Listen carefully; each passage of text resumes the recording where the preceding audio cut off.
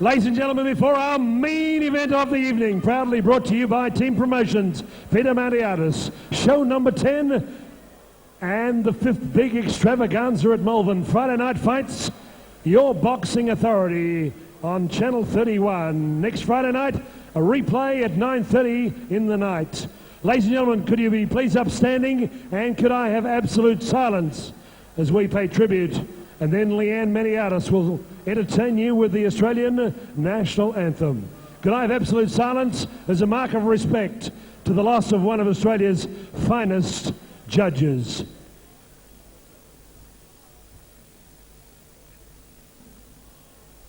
Ladies and gentlemen, recently we lost a man who was 85 years young.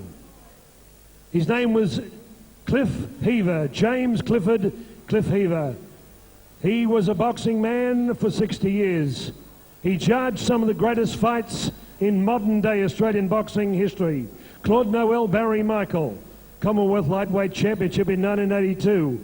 The famous Hank Stanley, Barry Michael, Frank Ropus, Ash Wednesday at the Melbourne Town Hall, where the temperature reached 55 degrees in the City Hall. He also did the famous IBF Super Lightweight Championship of the World, Lester Ellis and Barry Michael in 1985. Australian Boxing Federation President Brian Membry said Cliff Heaver was one of boxing's true gentlemen, and his judgment in scoring fights was particularly accurate.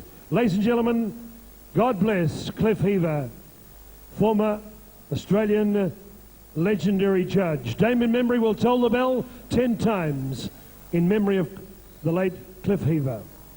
Shh.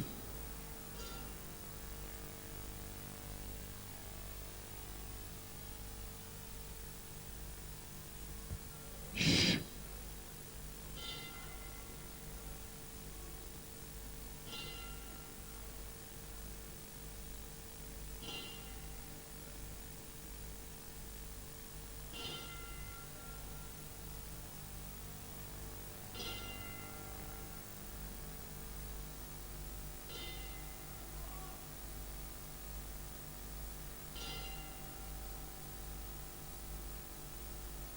Thank you, ladies and gentlemen.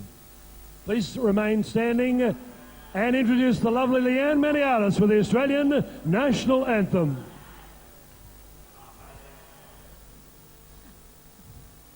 Australians, oh, let us rejoice, for we are young and free, with golden soil and wealth for toil. Our home is girt by sea, our land about in nature's gifts, of beauty rich and rare. In history's page, let every stage advance Australia fair, in joyful strains, and let us sing, advance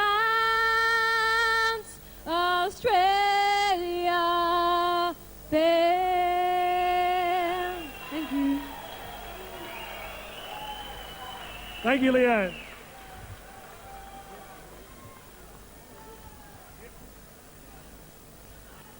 Ladies and gentlemen, our judges assigned under the 10-point must system for this championship fight, 12 rounds of boxing, Andrew Campbell, Brian Membry and Wayne Ashdown. Representing the Professional Boxing and Martial Arts Board, Combat Sports Board, we welcome Chairman Bernard Balmer, Bob Todd and Mr. Bart McCarthy. Your ringside physician, Dr. Peter Lewis and Dr. Purley from Western Australia. Ladies and gentlemen, this is our main event, 12 rounds of boxing for the World Boxing Organization Asia Pacific Junior Welterweight Championship. When the bell tells for the first of 12 rounds, your man in charge of the action, Long John McCubbin. Howard Lee says, would you welcome first, occupying the blue corner, working out of the underground with Julian Holland and Sam Solomon, with Steve Stemborg and world champ Amanda Cannon Buchanan in the corner. In kickboxing, 24 fights, 14 wins, former amateur champion of Australia, Ladies and gentlemen, stepping in at the 11th hour after only one professional fight. He's not daunted. He's not in touch with reality. He certainly is. Originally from Shepparton, now based in Northcote, Victoria, scaling 63.45 kilograms, wearing trunks of red, white and gold with the bull, the raging bull on the front. Would you welcome the challenger, Ben T.C. Smullen. Smullen. And across the ring, occupying the red corner, with a big galaxy of greats in the corner, including Jim Dimitri Tetoros from Box Hill North. He's the proudest son. He's, in fact, the Malvern City Hall's favourite son. Tonight scaling 63.55 kilograms, ranked by the WBO number 8 challenger in the world, with a professional record of 16 fights, 14 wins, 1 loss, 1 draw. 8 big wins coming by way of knockout. Wearing blue with white, ladies and gentlemen, what's up, Doc? Doctor, give me the news. Defending champion, Nick the Terror Tetoros. Tetoros. John McCubbin. 12 rounds of boxing. Now listen, boys, I never got to speak to you, Nick. I don't want no hanging on. When I say break, I mean break straight away. If either of you get knocked down, the neutral corner over there, straight away. All right? But when I say break, I mean break. No punching on the break for either of you. All right? Shake hands and have a good one. Taken this fight at relatively short notice. Peter Maniatis has joined us again at the ringside. Smullen's had a great amateur record. He's won a national title in the amateurs for the league, and he's been to Japan in kickbox. He's never been sat down. He's got a fantastic chin. Yes. Very tough boy. He's an outstanding kickboxer, Smullen. He really knew how to do it, didn't he, Peter? Yeah, definitely. And we saw him not so long ago at your last promotion, and he acquitted himself remarkably well, didn't he? A gusty effort up against Shannon McMahon. Yeah, that's right. Nick Tetoros, this is for his title. He successfully defends it and moves up to 6th in the world. Got a ranking in the Australian World Boxing Ray Wheatley rankings now, This Peter. is WBO World. We're looking at a shot at DeMarcus Corley. Yep, understand, yes. But just saying that he's certainly been we mentioned. don't care about the national rankings. I mean, let the young kids have the national titles. We want world titles. Yes, no doubt about that. And Nick has got that skill, and he's hammering away now at Smullen on the corner there. Smullen sensibly keeping his elbows tucked in and wearing some of that on the arms. Look at the concentration on Nick. Just look at it. It's copybook stuff. Any young boxer could do well to watch Nick. He is a textbook boxer. Slapping away at the back of Smullen then. Smullen wild with a right hand.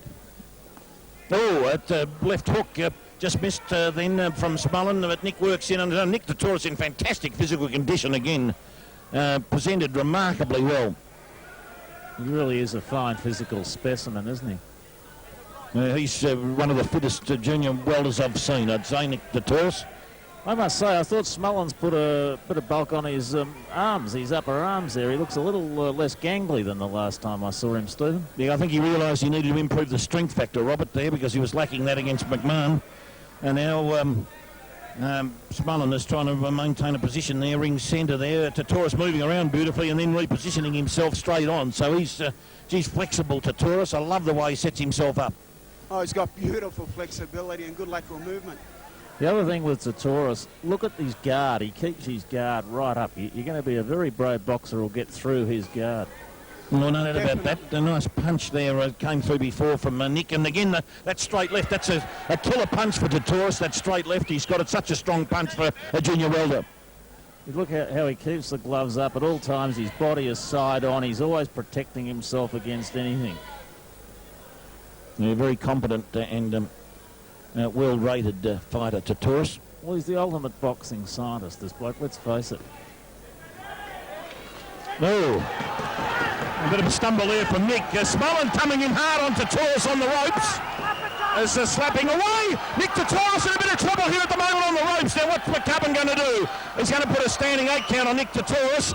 He's walking to his corner, dancing now, Nick. He was a little bit groggy from the punch from Smullen there, Peter. What do we say? He's a little groggy.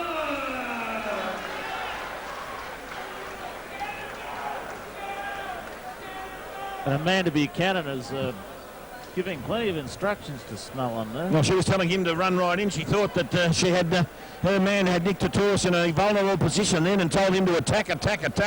Well, let's face it, who would ever have thought that Smullen would have Nick Tetoros on the receiving end of a standing 8 count in the first round? That's quite surprising, Peter. Big puncher, Ben Smullen. Yeah, well, once again, Peter, congratulations on a great matchup here. You know, it really is a credit to you being able to put these two boys together, and particularly in the context of the 11th hour in which Ben Smullen took this. Ben Smullen keeps himself fit. Down at the Underworld Gym, they train virtually all the time. Amanda Buchanan has her fighters always ready to take fights. She's not bad at doing Smullen's grooming. She adjusted the ponytail so that he looks his best, Stephen. Yes, I don't know whether or not that design is appropriate for boxing because we saw him have trouble with his hair last time. But anyway, at the moment he's got Tetoros a little bit on the back foot at the moment there, Ben Smullen. Yeah, he has. Nick has to recover now. But that's the beauty of boxing. Jab landed on the jaw of Smullen from Tetoros. Well, Tetoros will be out to square the ledger, mark my words. Oh boy, he will. And that looks a bit angry at the moment, Nick. He just want to compose himself a bit more, I'd say, at the moment. Smullen's being a bit cheeky. He's grinning at Tetoros, which is not a smart thing to do in the boxing ring. Smullen's got grown in a bit of confidence here at the moment. He feels like he can keep going here. Nick throws out a straight right. Smullen too far away there, and the boys Nick will have to find his range. He does. He comes in, moves in there, trying to get the left into the body region, straight left, and again into the stomach, the solar plexus, just above the stomach.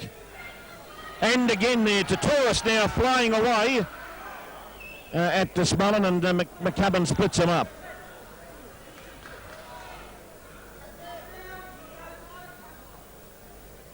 The interesting part of the fight already in the second round there about where these two are currently at in this bout.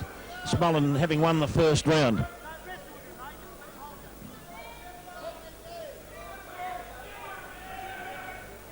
And Nick throws out the straight right. And left hook just missed. In fact, waved the hair of Smullen. Now Smullen trying to protect himself there. Nick, big left from Nick Tetoros now. He might be starting to find his range. Smullen's headpiece has come off. It's on the canvas here. His thing that holds his ponytail together, that tassel on the top, you can see it on the canvas. It could pose a risk to the boxers, Stephen. Yeah, I don't know whether McCubbin he's thrown that out. He doesn't have anything to do with that. Yep, he's thrown it out.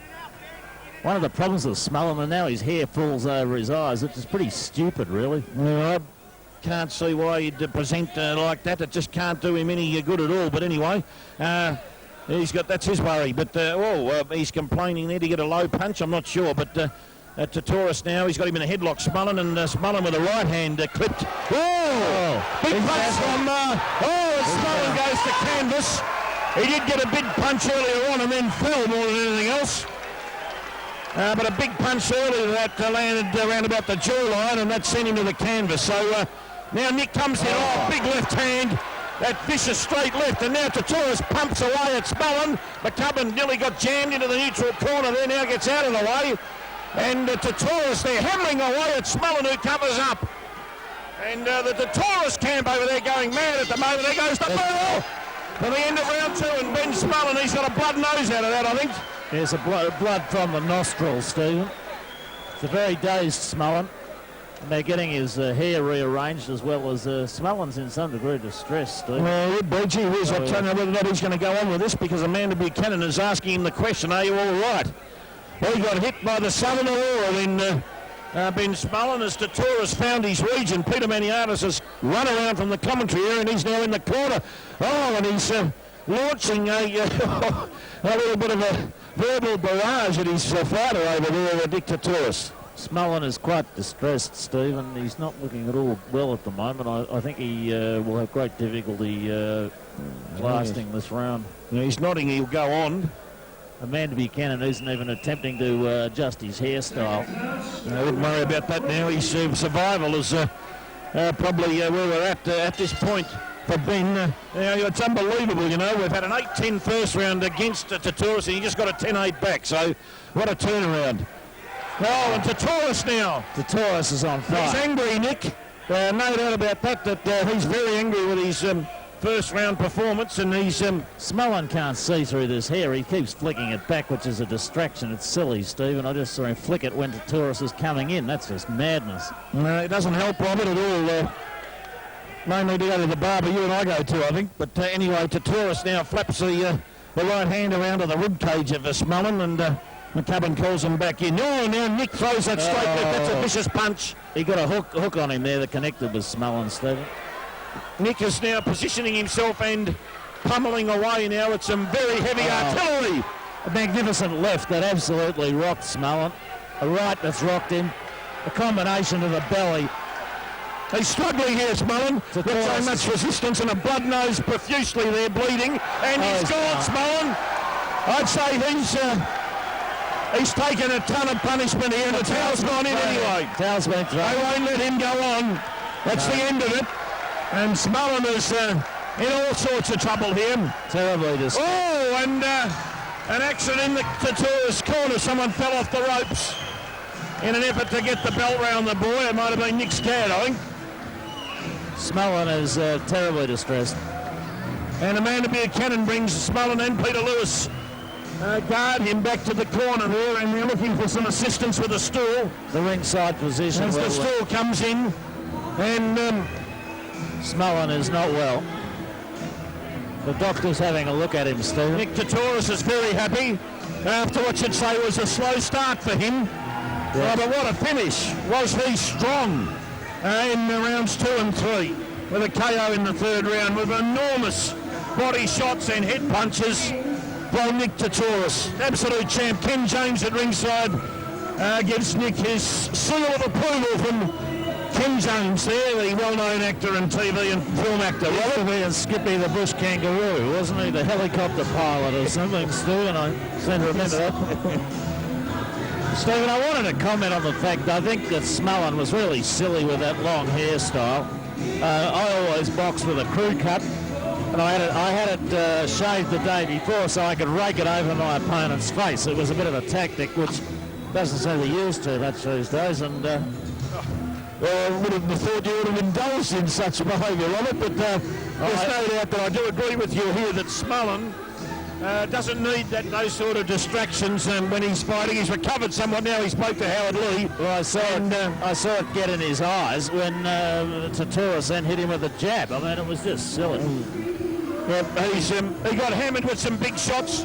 Peter Maniatis thanks him for taking the fight on him very recently, but he's as fit and strong as he can be, Ben Smullen. Nick Tetoros just happens to be world class. Well, I think Smullen's got might even be a broken nostril there. It's bleeding profusely. Yes, he could well have. Certainly, perhaps we'll cross now to Howard Lee, Stephen. Thank you, Robert. Channel 31, Team Promotion, Stephen Peake and Robert Cameron. Ladies and gentlemen, the official time, 1 minute, 11 seconds of round 3. Your winner by knockout, retaining his WBO Asia Pacific Junior Welterweight Championship, the Terror, Nick Tetoros.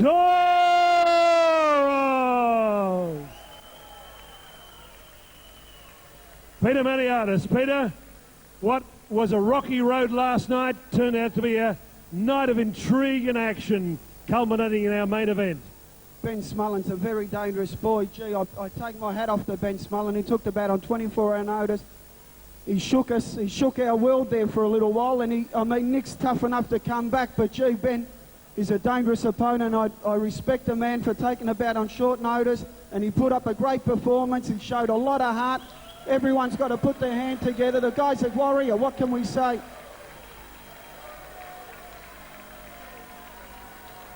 Next Friday night on Channel 31. Watch a replay of the fights tonight. I'm sure you'll enjoy it. We've got a boxing show. We've got Stan the Man Longinidis on as a guest. We're going to have Howard Lee on as well. We're going to be talking about the Foxtel issue. Howard Lee's been blocked out by Foxtel. As far as I'm concerned, he's the best compare man in Australia, but they won't give him a go. Andy Raymond's on borrowed time. I'd also like to thank Don Carrot from the Seville Hotel. He's been fantastic. We've had all the boxers up there and he's treated us like gold. Thanks, Don. And the next show is July the 11th. Nick will be defending his title again up against Brad Hemming, who were meant to fight. So this time Hemming's got a front. And you saw the way Nick fights tonight. He's not going to duck anyone. He comes straight for you, and he puts himself on the line, and he's there to be hit, and he whacks them, and that's what pro boxing's all about. Thank you for everyone turning up. Have a safe trip home. Peter Maniatis, Team Promotions. Nick, it's all yours. Thanks, Owen. You know, when the going gets tough, the tough get going. Showed a lot of heart there. Thanks for the fight. I never won the fight on the night. I won it with my team, the effort and the support from my team. I'd like to thank all my corner, especially Peter Maniatis, putting on wonderful promotions. Peter Slako, Peter Turin, Nick Matthews, my brother Jimmy, all my dad, my supporters, all the lovers that have come down from Perth. Love you guys, thanks very much. Thank you.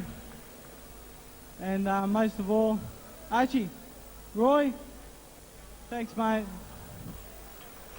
Thanks, mate. Harvard Security down there. Thanks, guys. And Annex.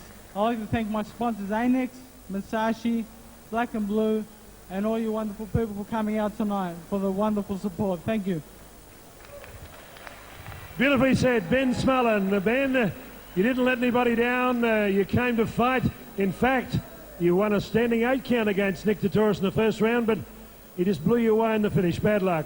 Yeah, he got me in the body. I love fighting. I took the fight on 24 hours notice. I'm a bit sick, but I like it. It's fun. Happy birthday to Steve, my trainer. It's his birthday today, so I wish I could have provided him with a win. And his mother, Faye, too. Hey, his mother's Faye's birthday too, is it? Go on.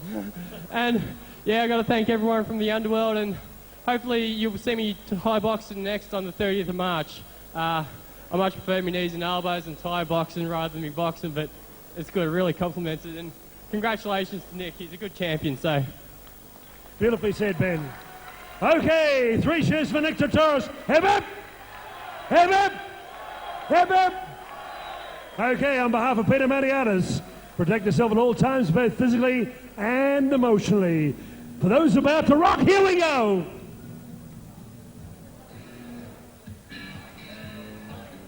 We'll just do our customary wrap-up, and we have been joined for our wrap-up by well-known Albert Park boxing identity, Mark Finnegan. Good evening, Mark.